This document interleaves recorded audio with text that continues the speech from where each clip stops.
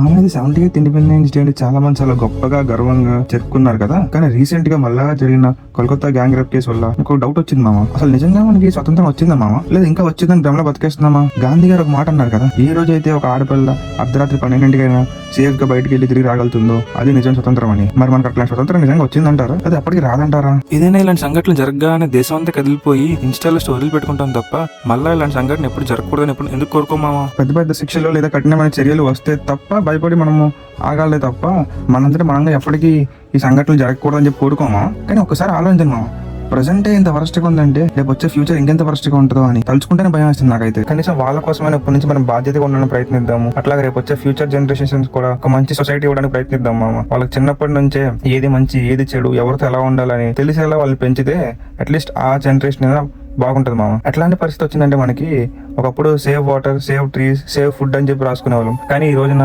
Save women, keep safe women అని చెప్పి రాసుకోవాల్సిన పరిస్థితి వచ్చింది మామ. ఇంత నీచానికి దిగజారిపోవడానికి మనకు ఆ రైట్స్ ఎవరిచ్చారు మామ? రేపు పొద్దున మన చుట్టుపక్కల మనకు తెలిసిన వాళ్ళకు ఈ సంఘటన జరిగితే బాధపడడం కన్నా ఇప్పటి నుంచి మళ్ళీ ఇట్లాంటి సంఘటన ఇంకోటి జరగకుండా ఉండడానికి ప్రయత్నిద్దాము.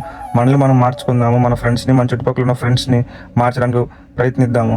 అట్లాగే ఒక మంచి సొసైటీని నిర్మించడానికి ప్రయత్నిద్దాం మామ. జై హింద్.